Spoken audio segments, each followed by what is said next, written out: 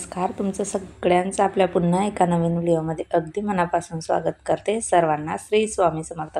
तुमचा सगळ्यांचा आजचा दिवस खूप छान, आनंदाचा आणि आरोग्यदायी जाव अशी स्वामींच्या चरणी प्रार्थना करते आणि आजच्या व्हिडिओला सुरुवात करते. तर ज्या दिवशी गणपती बाप्पा आले त्या दिवशी पहिल्या दिवशी मग मी स्वयंपाकाचं जे आहे ते सुरुवात झालेली होती. इथं अगोदर मी कांदा आणि टोमॅटो जे होतं ते परतवून घेतलेलं होतं तव्यावरती व्यवस्थित असं. आणि मग आता डाळीला फोडणी वगैरे देण्यासाठी कोथिंबीर, हिरवी मिरची, लसूण, अद्रक जे होतं ते मिक्सरमध्ये बारीक करून घेतलेलं होतं. आणि तिकडे मसाला म्हटला आता थंड होईपर्यंत एका साईडला आपली डाळ जी आहे ती फोडणीला घालता येईल. तर छोलेची भाजी आणि डाळ भात वगैरे असा बेत जो होता तो ठरलेला होता आणि पुरी करायची छोलेची भाजीसोबत.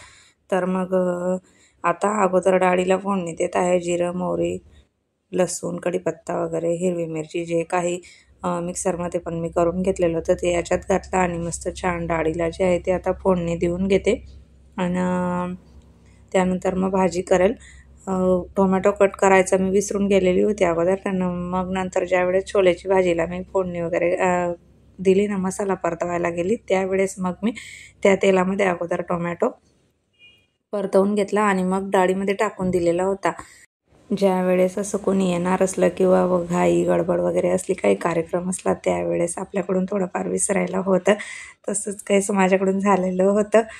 तुमच्याकडून पण होतच असेल असं की एखाद्या वेळेस आपण विसरून जातो फोडणीला घालायचं वगैरे काही, टोमॅटो म्हणा किंवा हिरवी मिरची म्हणा, एखाद्या वेळेस होत असतं. तर झालं मग सगळा मसाला व्यवस्थित परतवून घेतल्यानंतर थोडा हिंग घातलेला होता. हिंग घातल्यामुळे ना डाळीला छान चव येते. थोडी घट्ट ठेवणार होती मी डाळ, कारण भातासोबतच खायची होती नुसती त्यामुळे. तर भाताबरोबर कसं घट्ट डाळ चांगली असते. अजून म्हणजे थोडं पाणी घातलेलं होतं याच्यामध्ये. तर माझे जे मैत्रीण आहेत म्हणजे यांचे फ्रेंडच आहेत ते, त्यांच्या मिसेस पण होत्या. त्या ताईंनी पण मला म्हणजे स्वयंपाकामध्ये मदत केलेली होती. पुऱ्यांची कणिक मळून घेतली, पुऱ्या वगैरे लाटून वगैरे दिल्या त्यांनी सगळं.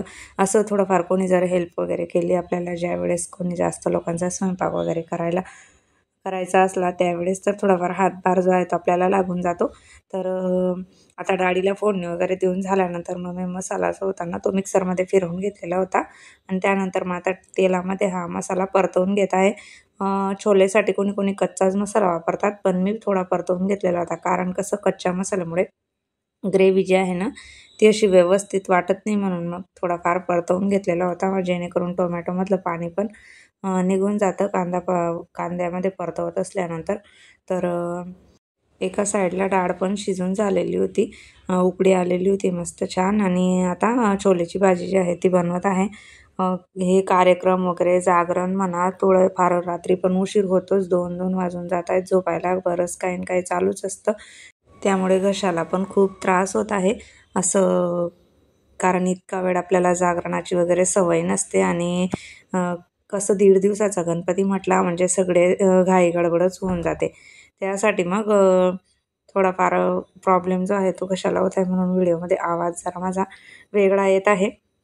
तर डाळ वगैरे झाल्यानंतर मग मी परत कोणी आलं गेलं, चहा पाणी वगैरे नाश्ता हे सगळं बघावं लागतं. तर लगेच दुसरीकडे चहा ठेवलेला होता आणि एका साईडला मसाला जो आहे तो परतवत होता.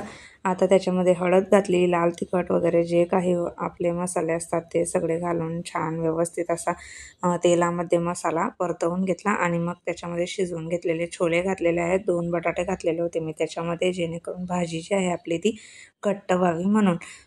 थोडंफार पुरेसं असं पाणी घातलं आणि चवीनुसार मीठ घालून आता भाजी जी आहे ती व्यवस्थित छान अशी शिजवून घेणार आहे.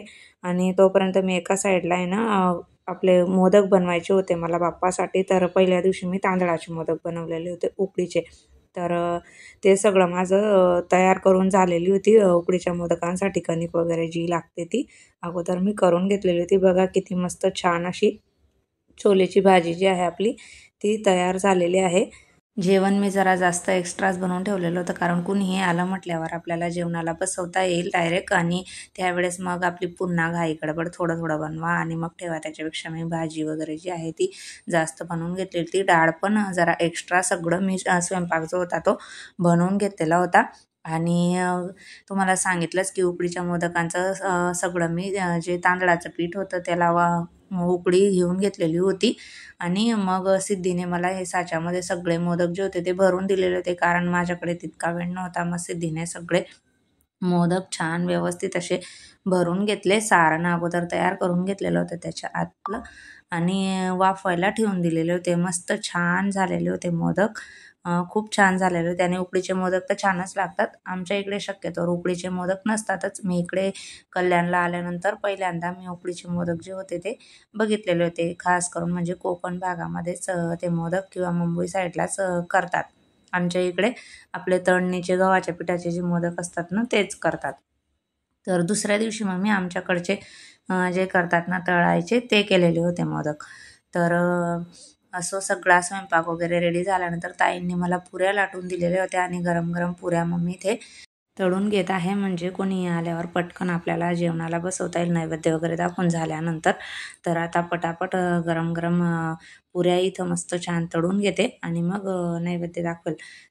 कोणीतरी एखादं मदतीला असलं म्हणजे आपले कामं लवकर होतात किंवा तेवढाच हातभार लागतो, कारण आलं गेलं त्याला भेटणं बोलणं तेही गरजेचं आहे, कारण रोज रोज काही कोणी कुणाच्या घरी येत वगैरे नाही त्याच्यासाठी.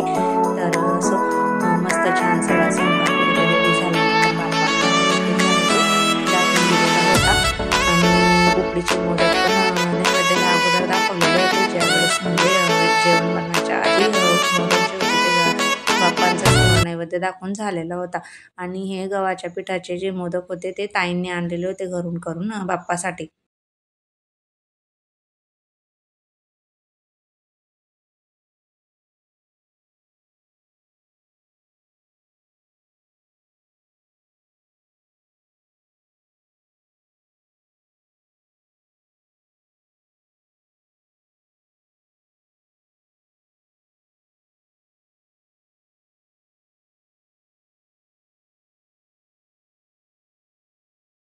त्यानंतर मग माझ्याकडून दुसरं काही शूट केलं गेलं नाही, कारण गर्दी वगैरे असल्यामुळे कोणी येणं जाणं वगैरे भरपूर काय काय आणि खाली पण मंडळाचा गणपती आहे आमच्या सोसायटीचा.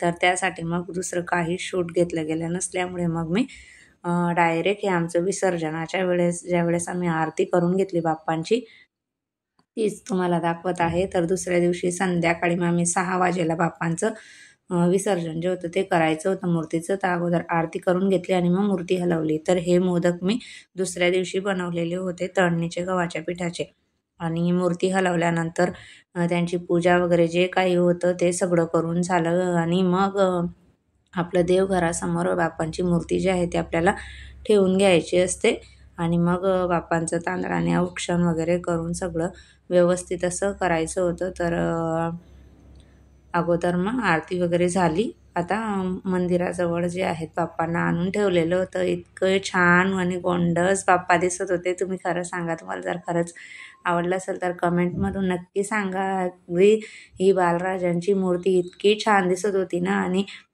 सिद्धी, वेदू आणि माझ्या भावाची मुलगी परी यांना तर बाप्पाला सोडूच वाटत नव्हतं, की बाप्पा जायलाच नको म्हणून.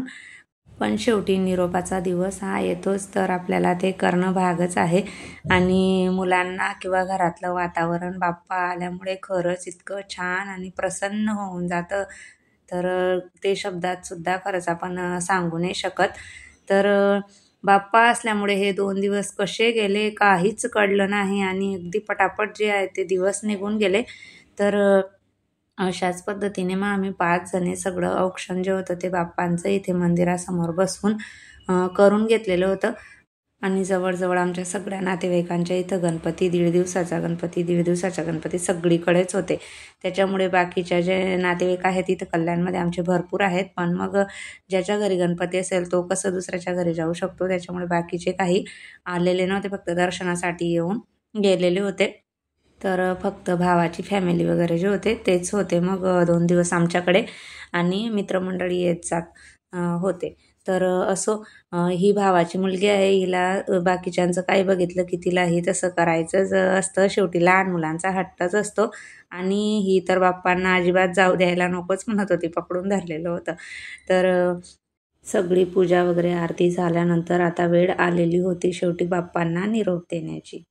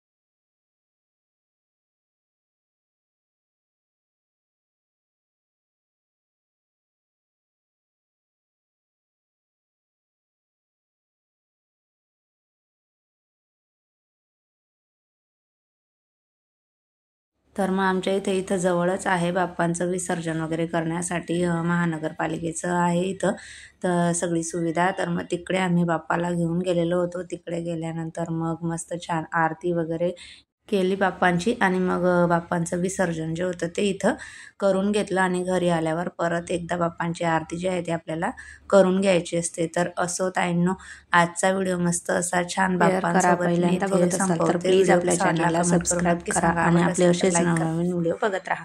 भेटूया पुन्हा आपल्या अशाच एका नवीन व्हिडिओसह. तोपर्यंत सर्वांना बाय आणि सर्वांना श्री स्वामी समर्थ.